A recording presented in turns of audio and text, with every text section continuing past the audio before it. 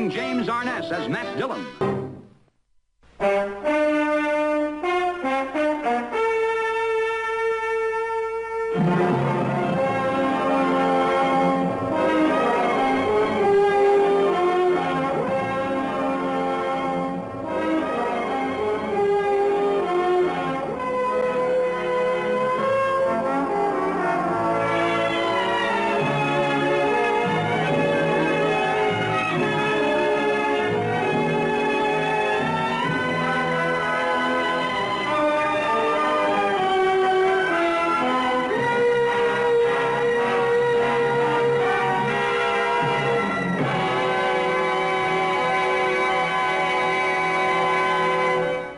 Hi folks, John Cordisco back again.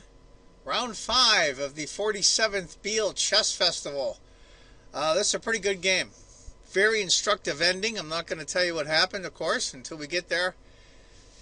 Maxime LaGrave from France, they call him MVL, is white, rated 2766. And Giri, currently living in the Netherlands, rated 2750. These guys are world-class players. It's going to be real low pay of Berlin, so let's go through the first few moves because they're fairly common. Knight takes, rook, knight moves back, knight takes, bishop, bishop goes back to f1. Now I'm not really familiar with that move in the Berlin, even though I'm not a Berlin expert by any means. But that is the #1 move of the computer. And close second is bishop to d3. Now it's switched again. Bishop to a4 with bishop to f1 is the second move. Must have been something that Maxime prepared for this. Knight takes, rook takes, black castles. Tiny advantage for white, not much to speak of. Knight to c3. Knight to e8. Interesting. That one I can't say I've seen before. But you have to move the knight because the d-pawn for black is blocking in the bishop. Frankly, I would fianchetto the bishop on b7. It's a weird looking position. Just look at this. Everything is on the first and second rank for black, and you get a rook in the middle of the board. Strange indeed. Knight d5 hitting the bishop. Bishop d6 hitting the rook. Rook to e2. Now, that's another mystery to me. The rook to go to e2. It is the second choice of the computer. First choice being rook e1. The reason why I don't like rook e2 is because it blocks in the bishop. We're going to have to see how this works out. I mean, this poor bishop here is back in his original square and he can't get out. c6. Knight e3. Another strange move indeed. Blocking the rook on the open file. But that's the computer move. So obviously these guys are in preparation still, easily. Bishop back to c7. Knight to f5. I mean, we're on move 13 here, and these guys are world-class players. And they are so underdeveloped, and there's no center pawns. Obviously this is book. It has to be. There's no way that cannot be. d5, you finally get a center pawn. Yay! Knight d7 check. King has to move. Of course, you can't take with the queen because the rook will take. And the knight takes the bishop, and rook takes. I don't know. That knight moved around pretty good. Took a piece that wasn't developed yet, but it gives white the bishop pair, which is the whole idea, apparently. And then d3, of course. Now, white's dark squared bishop can leave. f5, which I find fascinating. I was a little surprised at that, frankly. Being the king's on h8, I guess it's not too bad. Queen to d7 was the computer's choice, or knight to f6. I think knight to f6 is a lot more natural. f5. Now this is a move the computer picked as well, and I don't know why. Maybe some of you out there could put in the comment section. g3. Is that stopping maybe the pawn from advancing here? I really don't know.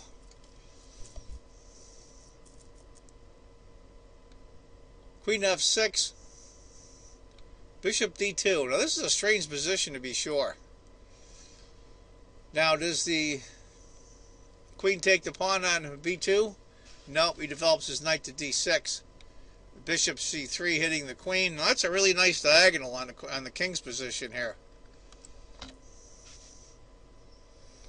d4. Just stuffing that bishop.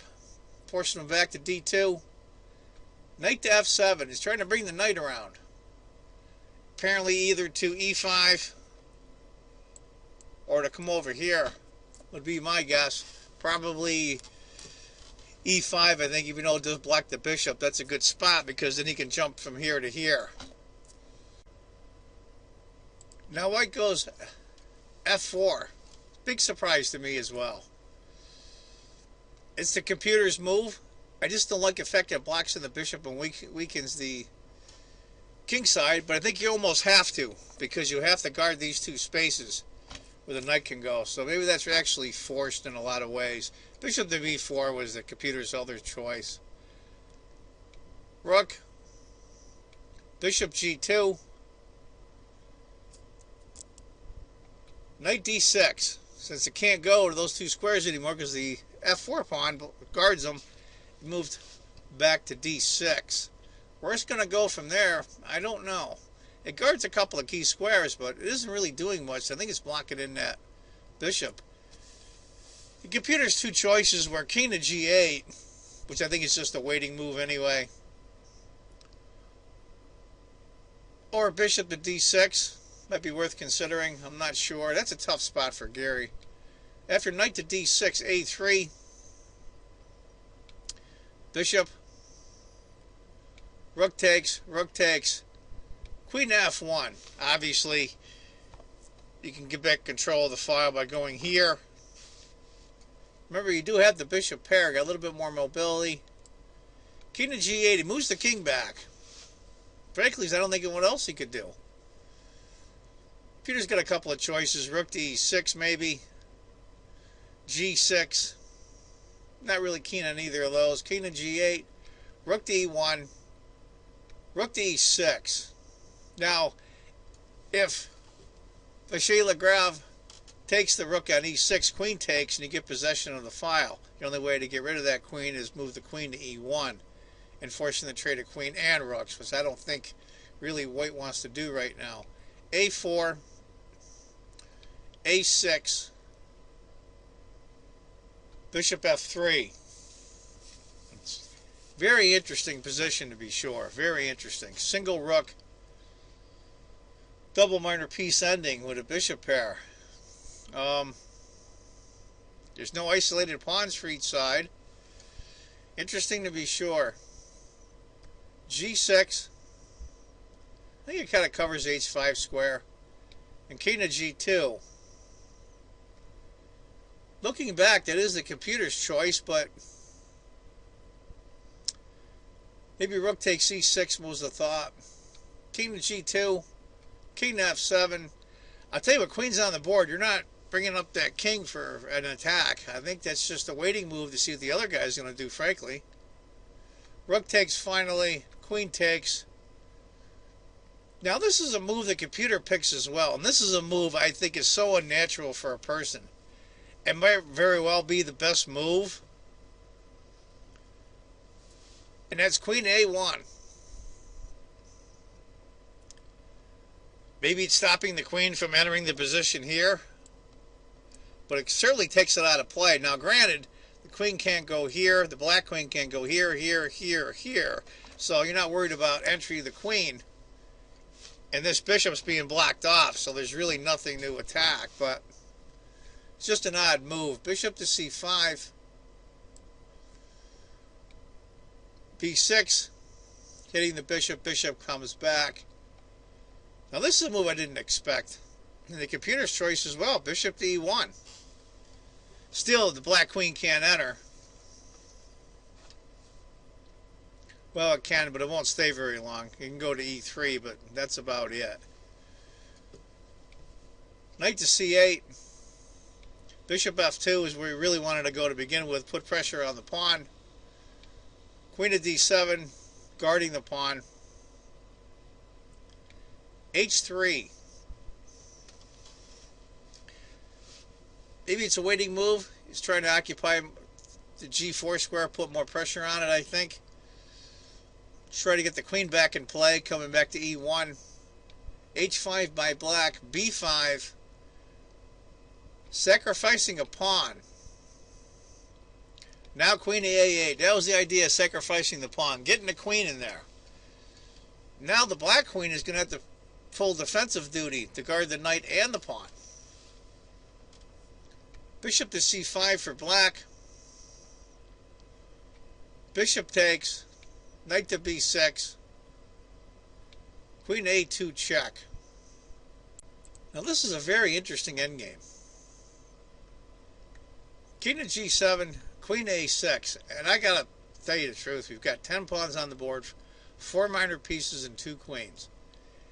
This is complicated stuff.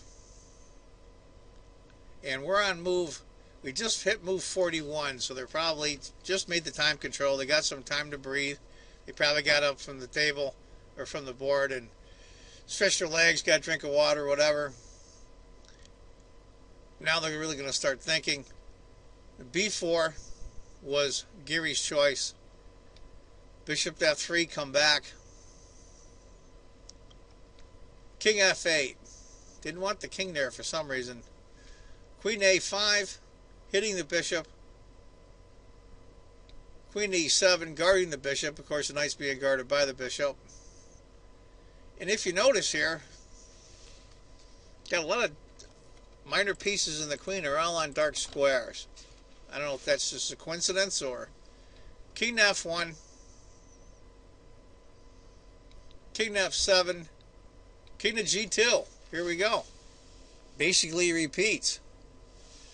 LaGrave didn't really know what to do. Now, I haven't mentioned it in a while, but my Fritz 13 computer's on off screen. It's about just a half a point advantage for white. So this is pretty much a drawn position. I'm going to see what happens. King to f8. g4. Finally get a pawn break. Pawn takes, pawn takes, pawn takes, bishop takes. So we pretty much cleared out all the pawns around both kings. I think white's a little more exposed, but that's just my opinion. Queen to c7, of course, going after the pawn.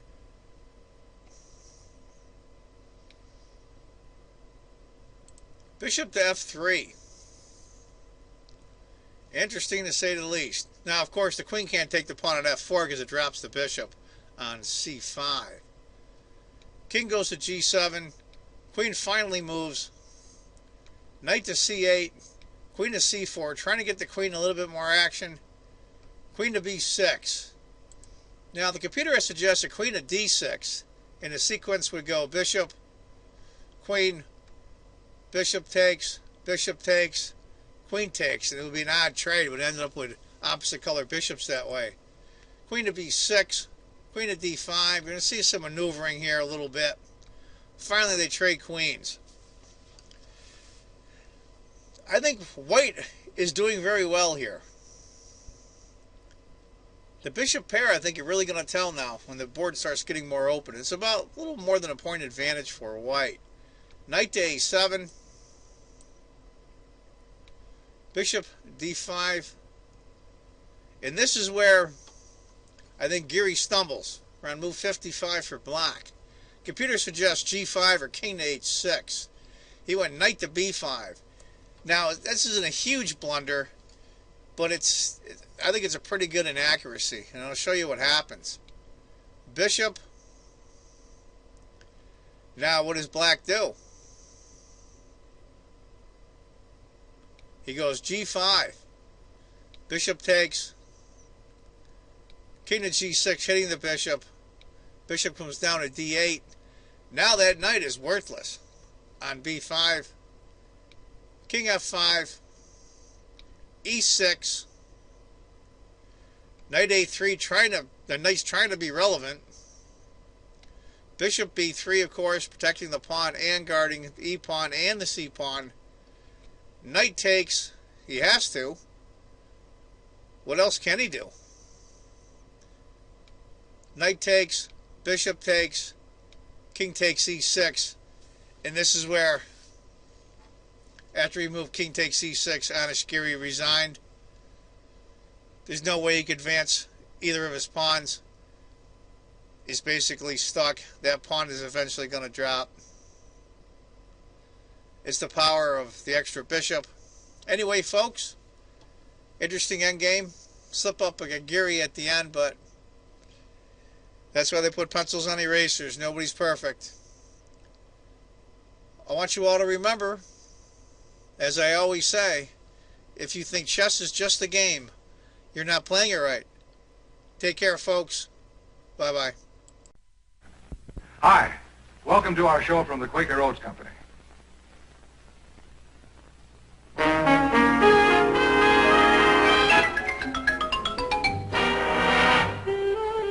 My Three Sons. Starring Fred McMurray. And as Bub, William Frawley. Brought to you tonight by Aunt Jemima Pancake Mix. Perfect pancakes in 10 shapes. Aunt Jemima, A-N-T. Meet the Aunt Jemima Consumer Panel. How many Aunt Jemimas could you eat? 2, 20 or 30 with a helping. Why not fix up 1,000 Aunt Jemimas at your house soon? Remember, Aunt Jemima is spelled J-O-B-O-O-M. original, buckwheat, buttermilk, and now new Aunt Jemima Easy.